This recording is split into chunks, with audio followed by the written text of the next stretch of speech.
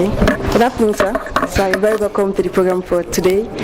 So what was your topic for today? I think it's related to leadership in the health sector and tips for the next generation, how the next generation will best harness their capacities and abilities to be leaders, true leaders, not like leaders of the past. That's what it's all about. Okay, this is Dr. Okpere. He actually gave a very brilliant talk today concerning leadership and management in the health sector. So I want to ask, the government you see today is actually doing nothing.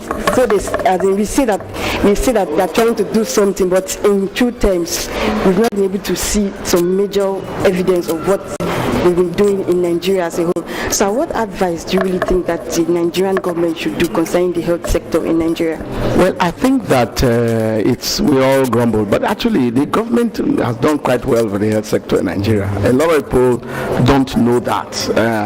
I think part of the problem is that the federal government purview is essentially teaching hospitals, and the average patient in Nigeria obviously will go to primary care centers and the secondary health centers, which are under state and local government.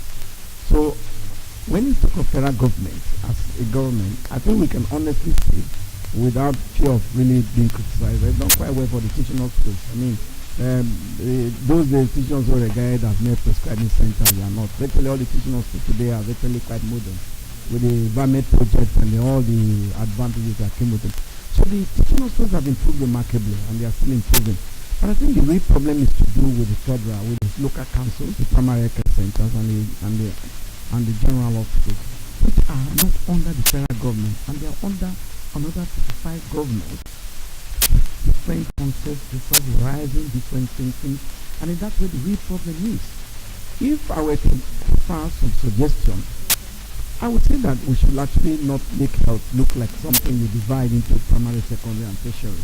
I think we should do what they've done in Europe and most of our countries, make a comprehensive entity, wherein it is run by a body that based on geographical entity, where you have like UBTH is here, will just central hospital and the other central will be under UBTH, other primary, so under one body that runs the whole entity.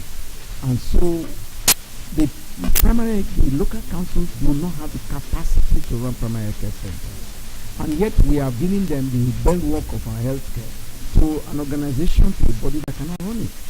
And I think we have to admit, for the moment, we really need to take the primary care centers off the local councils. Thank you very much, sir. So that was brilliant. So one last question before I go. So I actually want to ask, what major advice do you have, based on your own life experience and the challenges you had, you're able to pull through, and today you are a standard. So I actually want to ask, what advice do you have for the generation next? Like I said in the lecture, believe in yourself, believe in what you are doing. Make sure your beliefs are not based on your own personal advantages. Make sure what you are believing in is there's an advantage for the common good. And the temporary setbacks you get really don't mean anything. Invariably you will get there.